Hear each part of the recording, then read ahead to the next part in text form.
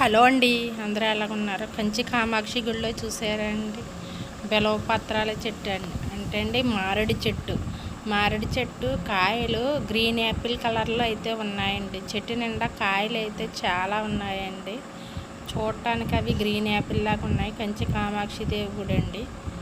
ఆ పక్కన వెంకన్న బాబు గుడిగా ఉంటే అక్కడికి కూడా వెళ్ళామండి. చూసారండి రాజగోపురం లోపల అయితే అండి గుడి మండపం అయితే చాలా బాగుందండి. లోపల అయితే స్తంభాలు పురాతనమైన గుళ్ళు కదండి. గుడి అయితే చాలా బాగుంది. ఎదురుగుంటా నందీశ్వరుడు అయితే ఉన్నాడండి.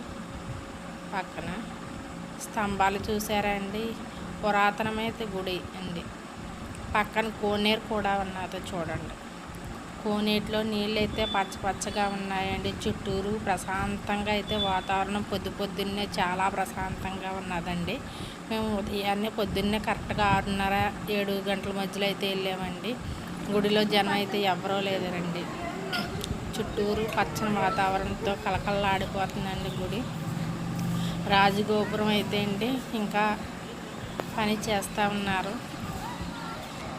రాజగోపురాలు అయితే 4 పక్కల ఉన్నాయండి. చూసారండి రాజగోపురాలు ఇంకా కడుతున్నారు. దాంట్లోకైతే పెయింటింగ్లు అయితే వేస్తున్నారండి. కన్స్ట్రక్షన్ జరుగుతుందండి. మేము దేవస్థానంలోకి వెళ్ళి దేవుని దర్శించుని బయటకు అయితే వచ్చేసామండి. రాజగోపురాలు చూడటానికి చాలా బాగున్నాయండి. చాలా 5 అంతస్తులు 6 అంతస్తులు పైనే ఉన్నాయండి. రాజగోపురాలు 4 పక్కల అయితే రాజగోపురాలు అయితే ఉన్నాయండి. గుడి చాలా ప్రశాంతంగా ఉందండి. ఎక్కడికక్కడండి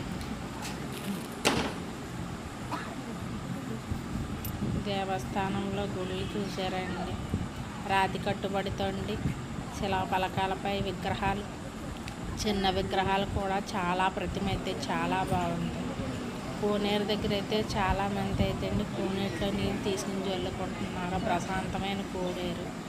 ప్రతి ఒక్క గుడికి అయితే కోనేరు కంపల్సరీగా ఉంటుందండి. లోపల మనకి దాంట్లో కాళ్ళు కూడా కడుక్కొని ఇస్తారు, లేదంటే అలా చూడటానికి అండి.